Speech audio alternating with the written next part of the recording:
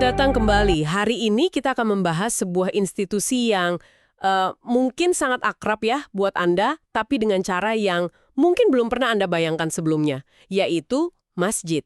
Betul sekali. Kita punya satu set sumber yang menarik banget, ini dialog antara seorang mahasiswi dan dosennya yang membedah evolusi peran masjid. Ya, dan ini bukan sekedar ngomongin sejarah loh. Dialog ini benar-benar melacak perjalanan masjid dari, katakanlah, pusat peradaban yang holistik. Lalu, kenapa kok perannya jadi menyempit?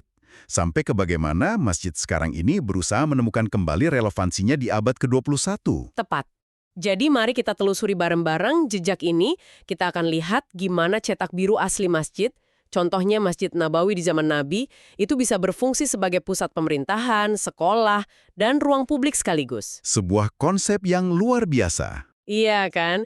Dan sekarang konsep itu coba dihidupkan lagi dengan cara-cara yang sangat modern dan terus terang cukup mengejutkan. Oke, mari kita mulai dari fondasinya. Konsep awal masjid, khususnya Masjid Nabawi, itu kan kalau kita bandingkan sama sekarang, beda banget. Jauh sekali. Dalam dialog ini digambarkan fungsinya itu jauh melampaui ritual ibadah. Nabi mengelola urusan publik, menyelesaikan sengketa, bahkan mengajar langsung dari sana. Ini beneran sebuah komunitas yang total. Istilah yang dipakai di tulisan itu, dan menurut saya pas banget, adalah mikrokosmos masyarakat. Mikrokosmos masyarakat, oke. Semua aspek kehidupan, sosial, spiritual, intelektual, politik, semuanya ketemu di satu titik. Dan salah satu contoh paling kuat yang diangkat itu adalah soal akses ke ilmu pengetahuan. Nah, ini menarik. Imam Malik, seorang cendekiawan besar, itu menggelar majelis ilmunya di halaman masjid. Jadi nggak ada menara gading, nggak ada biaya kuliah yang mahal. Siapapun bisa datang, duduk, dengerin, dan menyerap ilmu. Konsep yang sangat egaliter ya, luar biasa. Tapi ini justru memunculkan pertanyaan yang paling mendasar. Kalau model awalnya begitu komprehensif, begitu lengkap, apa yang terjadi? Kenapa sekarang banyak masjid yang kita lihat fungsinya lebih terbatas? Mungkin cuma rame pas sholat Jumat atau acara Ramadan aja gitu. Nah, dialog ini menunjuk pada dua titik balik sejarah yang besar. Yang pertama itu proses sentralisasi negara. Sentralisasi negara maksudnya gimana tuh? Jadi waktu kekhalifahan seperti katakanlah Bani Umayyah dan Abbasiyah jadi lebih struktur, lebih formal. Oke. Oh, jadi dipisah-pisahin gitu ya fungsinya? Betul. Mereka bangun madrasah untuk pendidikan formal, terus ada bimaristan untuk layanan kesehatan. Jadi ini sebuah ironi ya. Semakin terstruktur sebuah peradaban, Iya, justru itu. institusi yang tadinya jadi pusat dari segalanya malah kehilangan fungsinya satu persatu. Seolah-olah jadi korban dari efisiensinya sendiri, karena tugasnya diambil alih lembaga yang lebih spesialis. Tepat sekali. Itu faktor internalnya. Lalu datang faktor eksternal yang dampaknya mungkin lebih merusak. Era kolonialisme. Nah, Kekuatan kolonial itu kan secara inheren curiga ya sama institusi apapun yang bisa memobilisasi massa, yang bisa menumbuhkan semangat perlawanan. tentu, masjid dengan fungsi sosial dan politiknya pasti jadi target utama. Tentu saja. Akibatnya, ada upaya sistematis untuk menekan peran publik masjid, mendorongnya ke ranah privat. Ini yang bisa kita sebut privatisasi agama. Privatisasi agama. Jadi pesannya seolah-olah, silahkan berhubungan dengan Tuhan di dalam masjid, tapi jangan bawa urusan komunitas, sosial, atau politik ke dalamnya. Jadi masjid itu cuma buat retret spiritual pribadi aja ya, bukan pusat kegiatan sipil lagi. Persis. Itu meninggalkan masjid dalam posisi yang sangat defensif ya. Tapi yang saya tangkap dari sumber kita ini bukan akhir dari cerita. Bukan sama sekali. Justru sebaliknya, ada semacam gelombang perlawanan atau reklamasi kontemporer yang muncul belakangan ini. Benar. Dan ini bukan sekedar nostalgia ya. Bukan cuma mau kembali ke masa lalu. Ini lebih ke sebuah adaptasi yang cerdas terhadap tantangan modern. Gerakan ini paham kalau masjid mungkin nggak bisa lagi jadi pusat pemerintahan formal. Tapi ia bisa dan harus merespon kebutuhan real komunitas di sekitarnya. Dan contoh-contoh yang diberikan dalam tulisan ini benar-benar nunjukin itu. Bukan lagi hal-hal abstrak, tapi sangat konkret. Iya kan? Ada masjid yang buka sesi lokakarya kesehatan mental untuk melawan stigma, ada yang jadi tuan rumah forum aksi iklim, bahkan dialog lintas agama. Ini fungsi-fungsi yang sangat relevan dengan zaman sekarang. Apa yang menarik di sini adalah bagaimana gerakan ini, sadar atau tidak, sebenarnya terhubung kembali dengan tujuan inti syariah Islam itu sendiri, atau yang biasa disebut makosid. Oh, makosid, oke. Konsep ini kan intinya menyatakan bahwa tujuan utama ajaran agama adalah untuk melindungi 5 hal esensial: iman, kehidupan, akal, keturunan, dan harta. Nah, coba kita pikirkan, gimana cara melindungi akal dan kehidupan di abad ke-21? Salah satunya ya dengan mengatasi krisis kesehatan mental. Gimana cara melindungi kehidupan dan harta? Ya salah satunya dengan memperjuangkan keadilan sosial dan lingkungan. Jadi inisiatif-inisiatif modern ini sebenarnya adalah terjemahan kontemporer dari prinsip-prinsip yang sudah sangat tua. Betul. Dan ini tampaknya fenomena global ya. Dialog ini nyebutin contoh dari Indonesia dengan program ekonominya, Iya. masjid di Amerika Serikat dengan program STEM untuk anak muda, sampai lingkaran kepemimpinan untuk perempuan di Eropa. Ini adalah manifestasi dari pemahaman bahwa iman yang hidup adalah iman yang menjawab tantangan zamannya, bukan yang menghindarinya. Salah satu manifestasi yang paling kuat, dan terus terang paling mengejutkan buat saya, dari bacaan ini adalah gerakan lingkungan. Ah ya, Konsep teologis tentang khilafah atau peran manusia sebagai khalifah dan pengurus di bumi, itu kan jadi dasar yang kokoh banget ya untuk aktivisme lingkungan. tepat. Dan ini bukan lagi sekedar wacana teologis, tapi sudah jadi aksi nyata lewat inisiatif Masjid Hijau. Masjid Hijau ya? Iya, dialog itu menyoroti beberapa contoh yang luar biasa.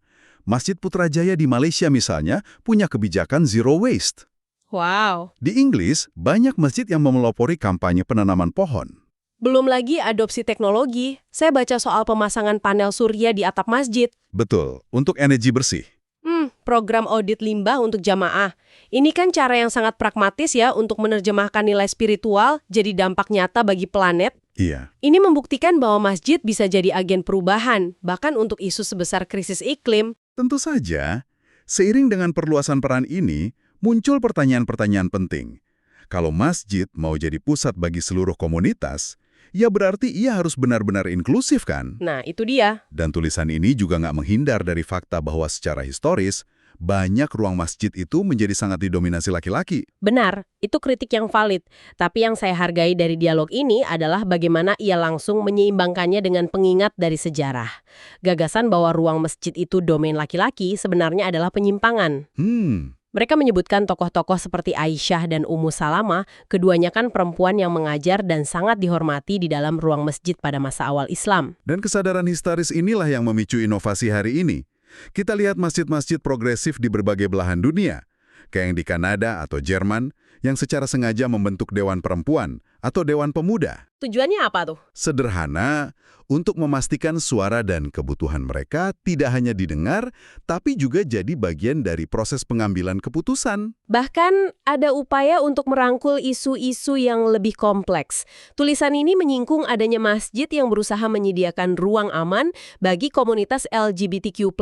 Ya, itu bagian yang berani. Tentu dalam koridor interpretasi etika Islam yang dianut oleh komunitas tersebut. Tapi ini menunjukkan keberanian untuk tidak lari dari isu sosial yang sulit. Dan semua inovasi ini dipercepat oleh teknologi. Oh iya. Pandemi COVID-19, seperti yang kita semua tahu, itu akselerator besar. Betul. Tiba-tiba, masjid dipaksa untuk berpikir di luar tembok fisiknya. Tiba-tiba saja halakoh atau lingkaran studi yang biasanya tatap muka harus pindah ke Zoom. Kelas mengaji Al-Quran jadi virtual. Bahkan ada yang bereksperimen pakai AI untuk menerjemahkan khotbah secara real-time ke berbagai bahasa. Wah, itu kan secara dramatis memperluas jangkauan audiens ya? Banget. Tapi ada satu catatan penting yang digarisbawahi dalam dialog itu yang menurut saya sangat bijaksana. Apa itu? Tentang pentingnya keseimbangan. Teknologi memang luar biasa untuk aksesibilitas, tapi ada esensi yang tak tergantikan dari interaksi fisik. Ada yang namanya barakah atau keberkahan yang muncul dari kebersamaan, dari energi kolektif orang-orang yang berkumpul di satu tempat. Oke. Tantangannya adalah gimana menggunakan teknologi untuk memperluas komunitas tanpa kehilangan jiwa dari komunitas itu sendiri. Ini semua ide-ide besar yang luar biasa. Tapi gimana cara kita membawanya ke tingkat akar rumput? Gimana ide tentang masjid sebagai pusat peradaban yang inovatif ini bisa diterapkan, katakanlah, di masjid lingkungan Anda? Nah, Untungnya, dialog yang kita baca ini nggak berhenti di wacana. Mereka menawarkan beberapa langkah yang sangat praktis. betul. Ini bagian di mana teori ketemu praktek. Ada 5 ide konkret yang diusulkan terinspirasi dari model masjid kampus. Oke, apa aja tuh? Pertama, adakan halakoh interdisipliner. Lupakan kajian yang monoton. Bayangkan sebuah diskusi tentang etika AI ditinjau dari hukum Islam. Wah, menarik. Atau membahas krisis iklim dari perspektif Al-Quran. Ide kedua, kemitraan komunitas. Nah, Masjid nggak perlu jadi ahli dalam segala hal. Ia bisa kolaborasi dengan pihak lain. betul.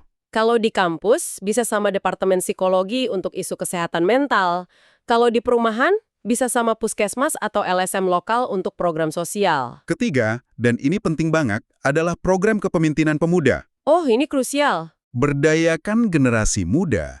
Latih mereka buat mimpin lokakarya, kelola media sosial masjid, atau bikin acara mereka sendiri. Ini bukan cuma soal melibatkan mereka, tapi mempersiapkan mereka untuk memimpin. Saya suka banget ide keempat, membuat arsip digital. Jenius kan? Genius.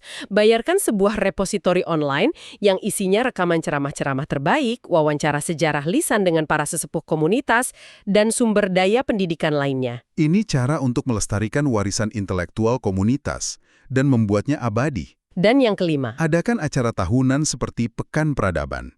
Ini bisa jadi sebuah festival yang merayakan kontribusi peradaban Islam dalam seni dan sains, ada diskusi panel, terus ditutup dengan proyek bakti sosial bareng-bareng. jadi cara untuk menghidupkan kembali semangat peradaban itu secara nyata dan kolektif ya. Persis. Yang paling kena buat saya dari bagian ini adalah pesan penutupnya, bahwa semua perubahan ini nggak harus nunggu instruksi dari atas.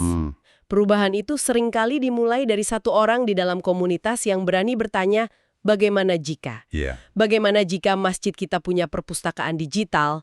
Bagaimana jika kita memulai kelompok diskusi tentang kesehatan mental?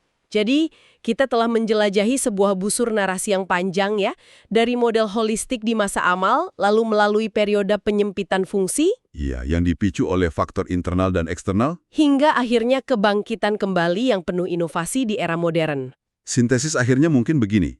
Masa depan masjid itu bukan tentang mereplikasi masa lalu secara buta. Kita nggak bisa mengembalikan semua fungsi negara ke dalam masjid lagi. Nggak mungkin ya? Sebaliknya, ini adalah tentang mengekstrak kembali prinsip-prinsip dasarnya, yaitu pelayanan, pengetahuan, dan komunitas, lalu menerapkannya secara kreatif untuk menjawab tantangan unik zaman kita. Jadi, menangkap kembali semangatnya, bukan sekedar meniru bentuk fisiknya. Tepat. Sebuah pemikiran yang sangat kuat. Dan sebagai penutup, kami ingin meninggalkan Anda dengan satu pertanyaan untuk direnungkan. Setelah mendengar semua ini, coba Anda bayangkan pusat komunitas di lingkungan Anda, apakah itu masjid, gereja, kuil, atau balai warga. Jika institusi itu punya potensi tak terbatas untuk mendidik, menginspirasi, dan menyelesaikan masalah nyata di sekitar Anda, peran apa yang paling mendesak untuk diisinya saat ini?